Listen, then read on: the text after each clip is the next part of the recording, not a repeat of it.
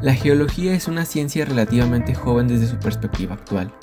Sin embargo, el estudio de nuestra Tierra, su formación y su composición se pueden retomar a cuando los humanos comenzamos a preguntarnos el origen de nuestro hogar, los elementos que la componen, de dónde vienen las rocas, fósiles y minerales, cómo se forman las montañas y de dónde vienen los volcanes. Sean bienvenidos al primer episodio de una nueva serie, donde exploraremos las diferentes ramas y asignaturas de la geología. En este capítulo abordaremos el origen de esta ciencia y su evolución a través de los años. Espero que este episodio sea de su agrado y lo apoyen para traer más partes en el futuro. Durante la antigüedad, los filósofos griegos, como Aristóteles, trataban de darle explicación a la formación de las montañas, el origen de terremotos y volcanes, utilizando las creencias filosóficas de su tiempo, que sin ser científicas, sentaron las primeras bases de la geología. De la misma forma, en otras áreas del planeta menos tomadas en cuenta por el mundo occidental, también empezaron a darse los primeros esbozos de lo que sería en un futuro la geología. En lugares como Arabia o China, se realizaron descripciones sobre las capas visibles en las rocas y sus ideas sobre la formación de las montañas. La mineralogía fue la primera de las ramas geológicas en desarrollarse formalmente. La ciencia que estudia los minerales tuvo este desarrollo debido a su importante aportación a una gran cantidad de industrias y a la búsqueda de riquezas en materiales como la plata y el oro. Georg Bauer fue un erudito y científico alemán, al que se le reconoce como el padre de la mineralogía, por haber realizado la primera descripción ordenada de los minerales. Sus obras más notables son De Natura Fossilium y De Re Metallica. En la primera, Bauer clasifica los minerales, en ese entonces llamados fósiles, los cuales eran agrupados junto a las rocas y otros objetos enterrados en la tierra. Bauer agrupa los minerales por su forma geométrica, esferas, conos o placas. Fue probablemente el primero en distinguir entre sustancias simples y compuestas. En su época el conocimiento químico era prácticamente inexistente y no existía un análisis químico adecuado, a excepción del análisis de minerales usando el fuego, por lo que su clasificación de los minerales era rudimentaria y muy simple. Por otro lado, en De Re Metallica, Bauer menciona la distribución de las minas de metales en la antigüedad. Su enfoque fue en la minería y la metalurgia, analizando la geología de los yacimientos minerales, la topografía, la construcción de minas, el bombeo y la ventilación de estas en su época. También habla sobre la aplicación de la energía hidráulica, describe el ensayo de minerales, los métodos utilizados para enriquecerlos antes de la fundición y los procedimientos para fundir y refinar una serie de metales. Y concluye con un análisis de la producción de vidrio y de una variedad de productos químicos utilizados en las operaciones de fundición. Uno de los precursores de la geología fue el médico danés Nicolas Steno. Durante el siglo XVII, Steno fue el primero en mencionar que las llamadas en ese entonces lenguas de piedra eran dientes de tiburones antiguos, esto gracias a sus múltiples estudios que había realizado a estos animales. Steno explicó que estos dientes eran enterrados en el fondo marino arcilloso, el cual posteriormente se endurecería y formaría nuevas rocas. Steno realizó una serie de publicaciones naturalistas que le permitieron realizar salidas de campo donde pudo observar de primera mano las formaciones rocosas, que le ayudarían a darle sustento a sus ideas. En 1668 publicó De Solido Intrasolidum Naturaliter Contento Dissertationis Prodromus, traducido como Discurso preliminar de una disertación sobre los cuerpos sólidos de manera natural contenidos en un sólido, donde presentó 3 tratados que se siguen utilizando hoy en día en la geología, lo que le otorga el título del padre de la geología. El primero de estos es el principio de superposición de los estratos. Indica que, en una secuencia normal de estratos, es decir, que las capas de roca no han sufrido movimientos tectónicos que alteren su orientación, las capas inferiores son siempre más antiguas que las superiores. El segundo principio, el de horizontalidad original, menciona que los sedimentos que posteriormente se solidifican para formar los estratos de roca se depositan originalmente de forma horizontal. Después podrían sufrir esfuerzos que inclinaran a los estratos dejándolos en diferentes posiciones. Steno propuso este principio 3 siglos antes de que se aceptara la teoría de la tectónica de placas, siendo un adelantado a su época. Finalmente, en su tercer principio, el de la continuidad lateral de los estratos, se explica que las capas de roca se extienden de forma horizontal hasta que chocan con algún obstáculo que impide la sedimentación, como los bordes de los lagos. Neptunistas versus plutonistas. En los primeros años de la geología como ciencia, los científicos trataron de darle una explicación al origen de las rocas en la corteza terrestre. Primero llegaron los neptunistas, llamados así por el dios romano Neptuno. Estos creían que todas las rocas se formaron en el agua. El neptunista más famoso fue Abraham Gottlob, profesor de la Academia de Minería de Freiburg. Para él, la superficie terrestre originalmente estaba cubierta por un caldo caliente y espeso, el cual se fue enfriando y dando lugar a la cristalización de los minerales que darían origen a las rocas, y posteriormente las rocas no cristalinas se depositarían sobre estas otras rocas. Esta hipótesis tenía ciertos problemas. La tradición neptunista tenía un componente teológico metafísico en su epistemología. Creían que podían conocer la realidad pensando antes que observando. Uno de los puntos más evidentes para refutar esta hipótesis son los volcanes, ya que como sabemos, estos expulsan roca fundida. Sin embargo, los neptunistas creían que el vulcanismo era consecuencia de la quema de restos de plantas y no lo tomaban en cuenta. Posteriormente a la discusión llegaría James Hutton, considerado el padre de la geología moderna.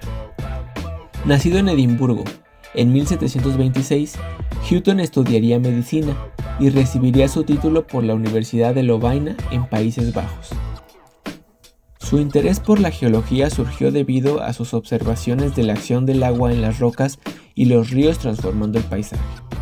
En 1785 publicó Theory of the Earth, with Proofs and Illustrations, Teoría de la Tierra con pruebas e ilustraciones, para la Sociedad Real de Edimburgo. Explicó que la Tierra tenía que ser más antigua de lo que se creía en aquel tiempo, unos 6.000 años, lo que daría tiempo a la formación de las cordilleras, la erosión de las montañas, el depósito del sedimento y la formación de nuevas rocas que aflorarían en la superficie. Describió los efectos de la lluvia, ríos, mares y volcanes en la configuración del paisaje terrestre. Hutton basaba sus ideas en que los procesos geológicos que se observan en la actualidad son los mismos que ocurrieron en el pasado, por lo tanto, el presente sería la llave al pasado. Este principio es llamado principio del uniformismo. Hutton consideraba que las rocas como el granito y el gneiss eran el resultado del enfriamiento y solidificación de magma fundido, y los basaltos la consolidación de lavas. Los seguidores de las ideas de Hutton fueron llamados plutonistas, nombrados por el dios romano Plutón. Creían que ciertas rocas se formaban por el vulcanismo, lo que chocaba con las ideas neptunistas. Con el paso del tiempo se fueron tomando las ideas más correctas de ambas posturas. Las rocas sedimentarias que forman los estratos pueden formarse en los mares, mientras que las rocas cristalinas son formadas por el vulcanismo. Charles Lyell fue un geólogo y abogado escocés que siguió las ideas geológicas de Hutton. Es en gran medida el responsable de la aceptación de que las expresiones geológicas de la superficie terrestre se forman mediante procesos físicos, químicos y biológicos a lo largo de extensos periodos geológicos. Además, sus descubrimientos sentaron las bases de la biología evolutiva. Junto al geólogo escocés Roderick Murchison, realizó una serie de viajes por Francia y posteriormente él solo desde el norte de Italia hasta la isla de Sicilia.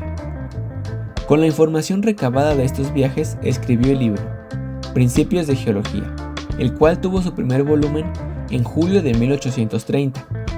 Durante los siguientes años siguió realizando sus viajes por Europa y escribiendo los demás volúmenes de su libro, logrando ser uno de los mayores exponentes que la geología ha tenido. Otro importante precursor fue William Smith, el otro. Nacido en Inglaterra y de familia humilde, logró convertirse en el padre de la geología inglesa. Fue principalmente un autodidacta y se dedicó en un principio a la topografía. Trabajó en la nivelación de los canales de carbón de Somerset. En ese entonces, el carbón era transportado por barcazas a través de vías fluviales, lo que provocaba una gran demanda en la construcción de canales. Durante sus trabajos en el campo, Smith observó que ciertos estratos que afloraban en ciertas zonas se hundían y eran parecidos a los de otras localidades.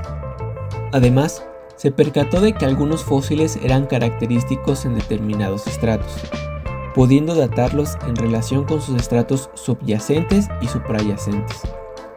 Observó que entre más recientes fueran los estratos, más complejos serían los fósiles, lo que lo llevó a postular la ley de sucesión faunística.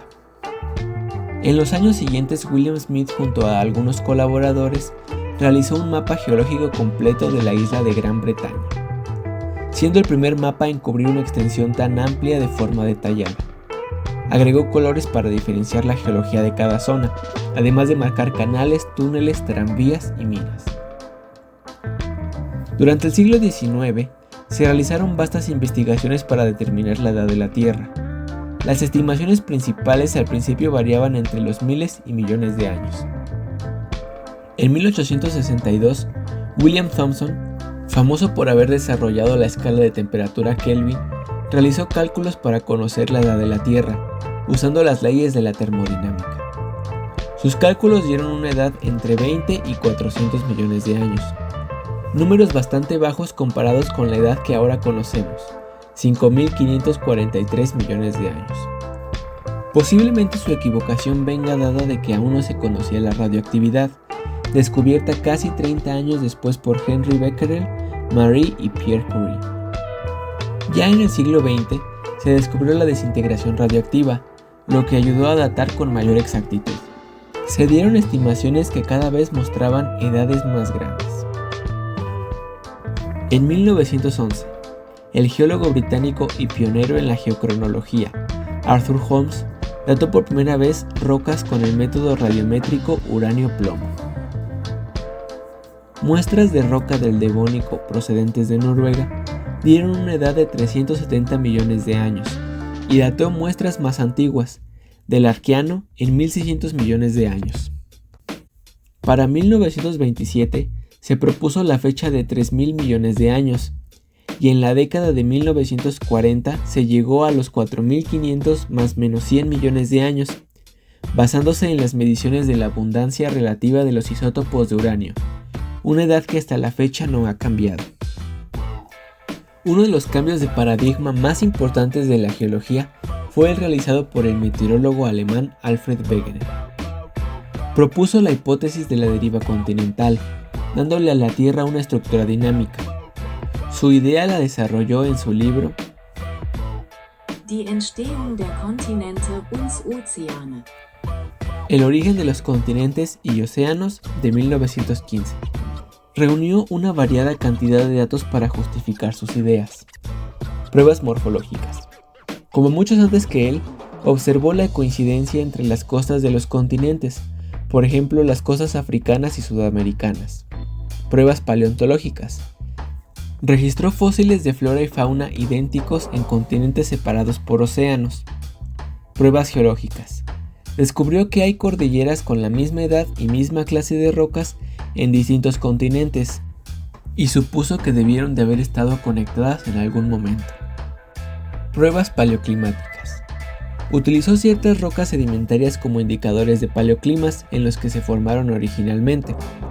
Dibujando un mapa de estos climas, observó que se juntaban en diferentes continentes. Otra prueba es que se observan depósitos glaciares de la misma época en la Patagonia y la India. Wegener postuló que originalmente había solo un continente, al que llamó Pangea. Propuso que a finales del Triásico, este se fragmentaría y sus partes se desplazarían formando nuevos continentes. En 1937, el geólogo sudafricano Alexander L. Du Toit modificó la hipótesis de Wegener, sugiriendo que Pangea se dividiría en dos continentes primordiales, la Eurasia al norte y Gondwana al sur. La hipótesis de Wegener fue desechada por la mayoría de la comunidad científica de la época, ya que no pudo aportar los datos necesarios para explicar el mecanismo por el cual los continentes se desplazarían. Alfred Wegener falleció en 1930, durante una expedición en Groenlandia, sin saber en lo que se convertiría su hipótesis. En los 60s se desarrollaron los conocimientos geofísicos, con lo que se logró explicar el mecanismo por el cual los continentes se mueven, trayéndole reconocimiento a Wegener. Todos estos conocimientos nos llevarían a la ahora conocida como teoría de la tectónica de placas. Su planteamiento se debe a varios científicos, destacando al estadounidense H.H. Hess y al canadiense Tuso Wilson. En la actualidad, los avances tecnológicos han llevado a la geología a nuevas áreas. Ahora no solo el estudio de la Tierra, sino también de otros cuerpos del sistema solar.